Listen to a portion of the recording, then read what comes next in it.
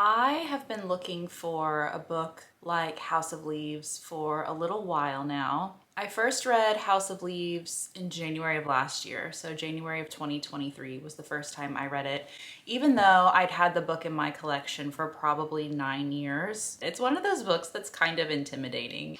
The page layout is really wild. It's a very heavy, dense book, and it's not always written in English. There are other languages in it. There's even Braille in it. It's the type of book where you have to rotate the book around and read it in different directions, upside down, all kinds of crazy ways. House of Leaves was published in the year 2000 by Mark Z. Danielewski, and it is his debut novel. I was reading online that it took him 10 years to write this, and that doesn't surprise me at all. This book is an absolute mammoth. Wikipedia describes this as a novel with a very unusual layout, presented as a story about a manuscript, about a movie, about a strange house. Let me see if I can explain this in a way that doesn't sound completely crazy. The core story is about a man and his family who move into a house. They discover that the house is bigger on the inside than it is on the outside. And this man makes a video showing that the house is bigger on the inside. And he shows this hallway that has just sort of appeared overnight, and it goes into this vast labyrinth of hallways. And then there's another layer of the book where an old blind man has supposedly seen this film that there's no trace of anymore, and he writes a very scholarly, like, academic book about this video. And he dies before he can complete his life's work basically on this huge project.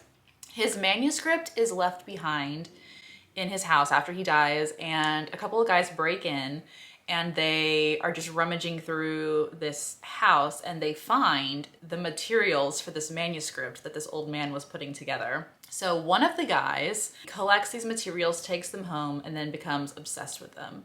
And he starts where the old man left off, and he's basically putting this manuscript back together. And then another layer removed from that are the editors of the book, and the editors have taken this manuscript and they comment on it as well. So it's a good 4 layers of stories and different voices and different writing styles. And at the very bottom of it is this core story about these people exploring these hallways that have appeared within their house and getting lost. The house changes shape on them. It's never the same on the inside. And there may or may not be a monster lurking in those halls. And that's the part that intrigued me the most. I loved this idea of the Minotaur roaming around in the halls. And it's one of those ambiguous situations where you're not quite sure if it's there or not. It's kind of like the Blair Witch Project. Was there a witch? Was there not a witch? Kind of something like that, which is my favorite kind of horror, actually. I absolutely loved House of Leaves. I was obsessed with every part of this book, even the really, really slow, droning parts. There are sections of this book that are just lists of names. There are sections of this book that are so heavily academic in language that they're basically incomprehensible. But given that, I loved every second of this book, even the really boring parts, because for me, it just kind of built this anticipation of getting back to the main story, the really creepy story of the house with the hallways that appeared. Once I got into this book, I absolutely could not put it down. I carried it around with me everywhere. Even if I could only read half a page, I would do it. If I had time for that, I would read that. So I have been thinking for a while about trying to find another book that's similar to House of Leaves. I've also been wondering, should I just go back and reread House of Leaves, because there might not be anything out there like it. So House of Leaves is described as ergodic literature. Ergodic literature is described as requiring non-trivial effort for the reader to traverse the text. So in a normal book, you would read it, you would understand what you're reading, and you would just move from page to page. Just a normal reading experience. But with books like House of Leaves, they're kind of like puzzle books where the reader is required to put in a lot of effort in order to get through it. I did a good amount of research online and looked up books that were like House of Leaves, and I found several lists of books that were classified as ergodic literature, which is a genre that I'm really into, and I would be interested in reading almost anything probably that is classified as ergodic literature. But what I was struggling with was finding a book that also had some horror elements to it. Now, some people classify House of Leaves as horror. I wouldn't personally categorize it as horror, although there are horror elements in it. In researching other books online, I was able to find a few where people were commenting that there was at least some elements of horror or some level of unease or creepiness about the works. And I ordered 3, but only 2 actually came in, so I'll have to get the 3rd one at another time. So the first book that I picked up is called The Rorschach. No, I always say that wrong.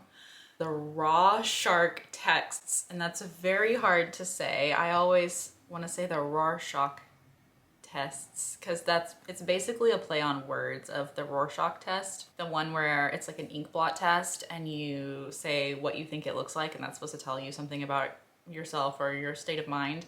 So this one came up several times. I was drawn in when I read that there's this kind of creepy element to it, that there's this shark-like creature that moves through language. And I thought that sounded extremely intriguing. Number one, it reminds me of the Minotaur from House of Leaves. And it also reminds me of the Gmork, the really scary wolf in the Neverending Story that moves through like worlds and things.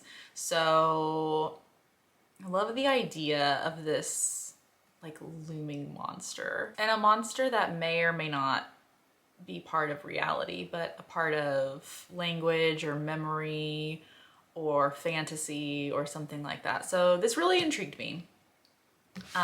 This book, I'll read the back. It says, Eric Sanderson wakes up in a place he doesn't recognize, unable to remember who he is. All he has left are journal entries recalling Cleo, a perfect love now gone. As he begins to piece his memories back together, Eric finds that he is being hunted by a creature that moves in language, that swims through the currents of human interaction. With the help of his cynical cat Ian, Eric must search for the Ludovician, the force that is threatening his life, and Dr. Trey Fedoris, the only man who knows the truth. I flipped through it, as I do, just to see if the text was laid out anything like House of Leaves. And for the most part, it seems like the text is a standard novel format. But I got really excited when I saw some pages further on, spoiler alert, I guess, if you're gonna read this, and not flip through the pages like I do first. But there appears to be a shark that is made up of words that comes up later in the text. So I'm really excited to get there.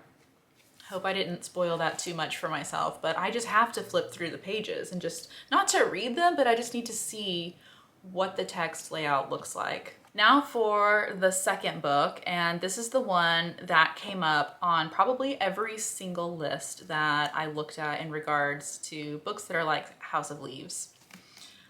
This book is called S, and it's by J.J. Abrams and Doug Dorst. Reading the synopsis, the book itself sounds like House of Leaves, not just that it's a weird text with like a weird format and a weird story, but the actual story sounds like House of Leaves a little bit. So I'll read the back. It says, one book, 2 readers, a world of mystery, menace, and desire. A young woman picks up a book left behind by a stranger. Inside it are his margin notes, which reveal a reader entranced by the story and its mysterious author. She responds with notes of her own, leaving the book for the stranger, and so begins the unlikely conversation that plunges them both into the unknown. So this book, which I haven't opened yet, it's still in this clear plastic wrapping. So this book, as I understand it, is about a library book that two different people are checking out from the library, and they're writing notes and commentary in the margins. And in that, they form some kind of communication between the two of them, which I just love in general because I always annotate my books. And I actually love getting secondhand books and reading other people's notes that they leave in the margins. And then sometimes I comment on other people's notes in used books. When I look up information about the book S, I basically read a bunch of comments online of people saying that they couldn't explain what it was about. They could only explain the way that it made them feel. And I find that really, really interesting. And it's really similar to the way I feel about House of Leaves, because House of Leaves is very hard to explain, but it is a book that I feel like it lingers. The emotion or the way you feel reading it, I feel like lingers after the novel is done. I read online that some people describe this book as being creepy or unsettling in some way. So I'm really excited to read it. I haven't opened my package yet, but there are supposed to be like inserts that will fall out of the book, like postcards and I think a compass of some kind. Maybe brochures and pamphlets and things like that. I can't wait to read this one. I feel like S is going to take me quite a bit longer to read than the Rorschach texts. So I'm gonna read the Rorschach texts first. Really, really, really excited about this one. And I think I might do a reading vlog as I'm reading it and just kind of give my thoughts as I go. So if you're interested, you can stay tuned for that one, and I'll see you guys later. Bye.